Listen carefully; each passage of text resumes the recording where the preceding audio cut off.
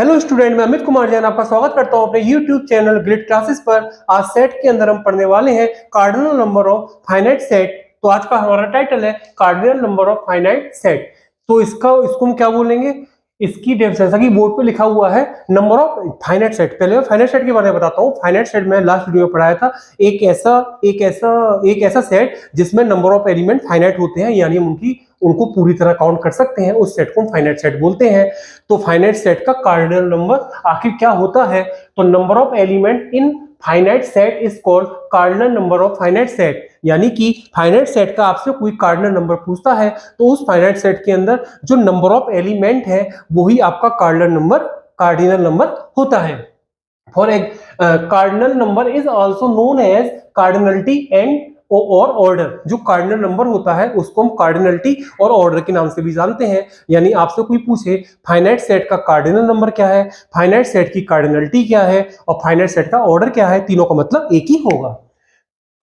अब cardinal number of set A is denoted by n A. यानी अगर कोई सेट ए है, पक्की बात है फाइनाइट ही हो, जब फाइनाइट का डिस्कस चल रहा है तो जब कार्डिनल नंबर ऑफ सेट ए का आपको कार्डिनल नंबर कैसे शो करेंगे? एन ए, यानी ये जो एन लिखा है स्मॉल है और ब्रैकेट में जो लिखा है वो ए कैपिटल है। यानी ब्रैकेट के अंदर तो सेट का नाम है जिससे सेट को शो किया गया है कैपिटल ए, और आपका एन ए यानी ये सेट ए की कार्डिनल नंबर को शो करता है, उसका नोटेशन है n A. And n A belongs to W. वही पक्की बात है, जब आप किसी फाइनाइट सेट की बात करेंगे तो उसमें नंबर ऑफ एलिमेंट्स की काउंटिंग होगी। तो काउंटिंग हमने एम्प्टी सेट पढ़ रखा था, उसमें नंबर ऑफ एलिमेंट की काउंटिंग थी 0। भाई काउंटिंग 0 होगी, यानी एम्प्टी सेट में काउंटिंग 0। अगर एक एलिमेंट हुआ तो एलिमेंट की काउंटिंग 1, अगर 2 एलिमेंट हुए एलिमेंट की काउंटिंग 2।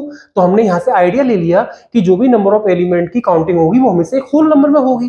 तो यानी कि एन ए इसका नोटेशन है and n A belongs to W. Last video में पढ़ा था डब्ल्यू किसका नोटेशन है? आपके होल नंबर्स के सेट का।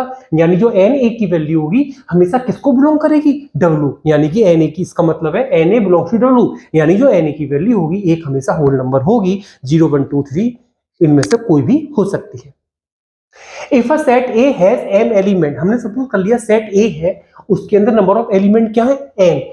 तो हम क्या बोलेंगे? ऑर्डर ऑफ ए। वो बोला ऑर्डर ऑफ ए बोलो, कार्डिनल नंबर ऑफ ए बोलो, कार्डिनलिटी ऑफ ए बोलो, एक ही बात है। ऑर्डर ऑफ ए जिसको हमने किससे शो करना सीखा है? एन ए से। तो एन ए इसकी वैल्यू क्या होगी आपकी? m, क्योंकि हमने कह ही दिया है कि सेट ए में कितने एलिमेंट है? m। तो इसका ऑर्डर क्या होगा? m ही होगा। तो ऑर्डर को शो करते हैं एन ए, क्योंकि सेट ए है तो एन ए ही लिखेंगे। तो एन ए की वैल्यू कितनी आ जाती है आपकी? m। अब इसको एग्जाम्पल के थ्रू समझते हैं। Find order of the following set. ये सारे आपके सेट लिखे हुए हैं, इनकी हमें क्या बतानी है? ऑर्डर या कार्डिनलिटी या फिर कार्डिनल नंबर, एक ही बात है। तो पहले में देखिए एक सेट ए बनाया है 1 5 6 8, तो साफ दिख रहा है कि इसमें एलिमेंट को काउंट करेंगे तो 4 आएगा। तो यानी इस सेट ए का ऑर्डर क्या है आपका? 4। तो हमने क्या लिख के दिखाया है? देखिए सॉल्यूशन में एन ए इक्वल टू 4। अब सेकंड पार्ट में सेट बी पर आइए। इसमें मैंने एम्प्टी सेट, इसको मैंने बताया था अभी कि मैंने आपको इसमें क्लासिफिकेशन ऑफ सेट में बताया कि एम्प्टी सेट का नोटेशन होता है ओनली ब्रेसेस बना दो, इसके अंदर कुछ लिखने की जरूरत नहीं है, या फिर फाई का साइन बना दीजिए। तो बी जो है कैसा सेट है? एम्प्टी। जब एम्प्टी सेट है तो इसमें नंबर ऑफ एलिमेंट है नहीं, यानी कि नंबर ऑफ एलिमेंट्स की काउंटिंग कितनी होगी? 0। तो सॉल्यूशन में एन बी की वैल्यू कितनी आई है? 0। यानी इस सेट बी का ऑर्डर कितना है आपका? 0। सेट सी पर आइए। सेट सी आपका सेट डिवीजन फॉर्म में लिखा हुआ है, उसमें इस सेट सी के अंदर आने वाला एलिमेंट x है। उस x में क्या, उस x की क्या प्रॉपर्टी है? x belongs to n। n notation पढ़ लिया नेचुरल नंबर का, यानी कि x क्या है आपका? एक नेचुरल नंबर है। एंड x 7 से तो बड़ा है लेकिन 8 से छोटा है। हो गई कहानी खराब। x एक नेचुरल नंबर है, 7 से बड़ा है और 8 से छोटा है। भाई 7 और 8 के बीच में तो कोई नेचुरल नंबर आता ही नहीं है। यानी कि आप जब इस सेट की रोस्टर फॉर्म लिखने बैठेंगे तो आप उसमें कोई एलिमेंट नहीं लिख पाएंगे, यानी आपको सेट कैसा मिलेगा? Empty set. तो इसकी कार्डिनलिटी, इसका ऑर्डर भी क्या हो गया? 0। तो देखिए एन सी इक्वल टू 0, जैसा कि सॉल्यूशन में लिखा हुआ है। अब फोर्थ पार्ट में सेट डी पर आते हैं। इसका एलिमेंट x है और उस x की प्रॉपर्टी क्या है? x is a solution of x plus 3 equal to 0। यानी जो x प्लस 3 इक्वल टू 0 है, आप इसको सॉल्व करते हैं तो x की वैल्यू कितनी आती है? -3। यानी कि इसका x की वैल्यू को ही क्या बोलते हैं कि वो x की वैल्यू ही इस इक्वेशन का सॉल्यूशन होती है। तो इसका केवल एक ही सॉल्यूशन आया, x इक्वल टू -3। यानी इस सेट डी को जो मैंने सेट बिल्डर फॉर्म में लिखा हुआ है, जब इसको रोस्टर फॉर्म में लिखने बैठेंगे तो उसमें केवल एक एलिमेंट आएगा, वो होगा -3। तो यानी कि इस सेट डी का ऑर्डर क्या हो जाएगा 1, क्योंकि उसमें एक ही एलिमेंट आया है। तो देखिए एंड डी यानी कि 1। अब फिफ्थ पार्ट में देखिए सेट ई में इसके अंदर एलिमेंट इसमें आने वाला जो एलिमेंट x है उसमें क्या खास बात है, x is real solution of x square plus x plus 1 equal to 0। तो x square plus x plus 1 equal to 0 आपकी क्या है, क्वाड्रेटिक इक्वेशन। तो यहाँ पे ई पार्ट में सॉल्यूशन में लिखा है मैंने x square plus x equal to 1 equal to 0।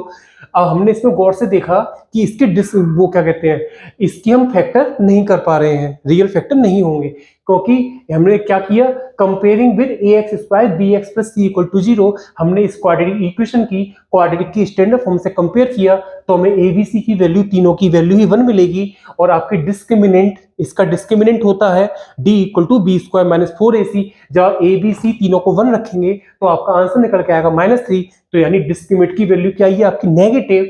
तो सिंस d लेस देन 0, हमने पढ़ रखा है जब डिस्क्रिमिनेंट की वैल्यू नेगेटिव होती है तो 1 हैज नॉट रियल रूट्स। अब इसको मैं 1 बोल देता हूं, 1। तो यानी कि जो इक्वेशन 1 है इसके रियल रूट्स नहीं है। तो 1 हैज नॉट रियल सॉल्यूशन। जब रियल सॉल्यूशन है ही नहीं, यानी आपको इसको सॉल्व करके x की वैल्यू रियल मिलेगी ही नहीं। और उसने क्वेश्चन में कहा है x इज रियल सॉल्यूशन, यानी यहाँ तो दोनों सॉल्यूशन नॉन रियल है। तो यानी आप इस सेट की सेट बिल्डर फॉर्म लिखेंगे, रोस्टर फॉर्म लिखेंगे, तो आप उसमें कुछ भी लिखने में कामयाब नहीं हो पाएंगे, क्योंकि इसके दो सॉल्यूशन आए थे, दोनों ही नॉन रियल है। लेकिन सेट की डिमांड है कि वो रियल सॉल्यूशन होना चाहिए, तो आप कुछ भी नहीं लिख पाएंगे, यानी वो एम्प्टी सेट होगा। तो आपकी इसका ऑर्डर भी क्या होगा, 0, यानी कि इस एन ई इक्वल टू 0। अब देखिए इसमें एक सेट F है जिसका एलिमेंट x है, उसकी क्या खास बात है, x is solution of x square equal to 0। अब आप x स्क्वायर इक्वल टू 0 को अगर सॉल्व करते हैं, मैंने डायरेक्टली लिखा है, मैं समझा दूंगा। आप x स्क्वायर इक्वल टू 0 को अगर सॉल्व करेंगे तो x की वैल्यू 0 आएगी। लेकिन ये क्या है, यहाँ पे आपका क्या है, quadratic. x square equal to 0 एक क्वाड्रेटिक इक्वेशन है, और क्वाड्रेटिक इक्वेशन के रूट्स कितने होते हैं, ज्यादा से ज्यादा 2।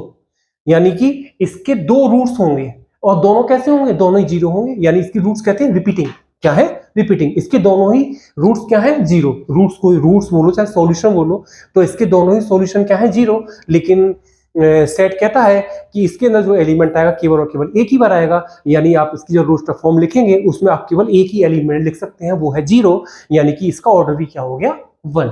तो यानी कि NF इक्वल टू 1। लास्ट में आपका सेट है G, इसके अंदर एक एलिमेंट x है।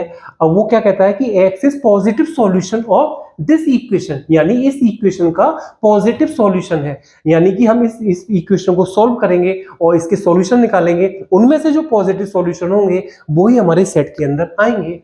तो आपको मैंने ये इक्वेशन यहाँ पे लिखी। अब x माइनस 1 तो ऐसे ही लिखेंगे, और जो आगे x square minus x minus 6 जो आपका क्वाड्रेटिक पॉलिनोमियल है, इस इतने हिस्से को हमने मिडिल टर्म स्प्लिटिंग के थ्रू इसको फैक्टर करेंगे। आप फैक्टर आपको करने, मुझे उम्मीद है अच्छे से आते होंगे। फैक्टर करने पे आपके ये तीनों फैक्टर आ गए, 2 तो आपकी इसकी स्प्लिटिंग करके आए, एक तो आपका पहले से चल रहा था x minus 1 x minus 1 x minus 1। इन तीनों को अलग अलग एक एक करके 0 के इक्वल पुट करेंगे तो आपको x की 3 वैल्यू मिल जाएगी, 1 3 -2। 1 और 3 है पॉजिटिव और -2 कैसी है, नेगेटिव। लेकिन क्वेश्चन ने पहले ही कहा है कि इस सेट G के अंदर जो एलिमेंट x आएगा उस x में प्रॉपर्टी क्या है कि वो x जो है पॉजिटिव सॉल्यूशन है इस इक्वेशन का। तो आप जब इसकी रोस्टर फॉर्म लिखने बैठेंगे तो पॉजिटिव सॉल्यूशन होगा तो केवल 2 ही एलिमेंट आ पाएंगे, उसमें 1 और 3। जब एलिमेंट ही 2 आए हैं तो इसका ऑर्डर क्या होगा, 2, यानी कि NG इक्वल टू 2। मुझे उम्मीद है आपको वीडियो समझ में आई होगी, इसको नोट करें। अगर नेक्स्ट वीडियो में जल्दी ही मिलूंगा। Bye bye.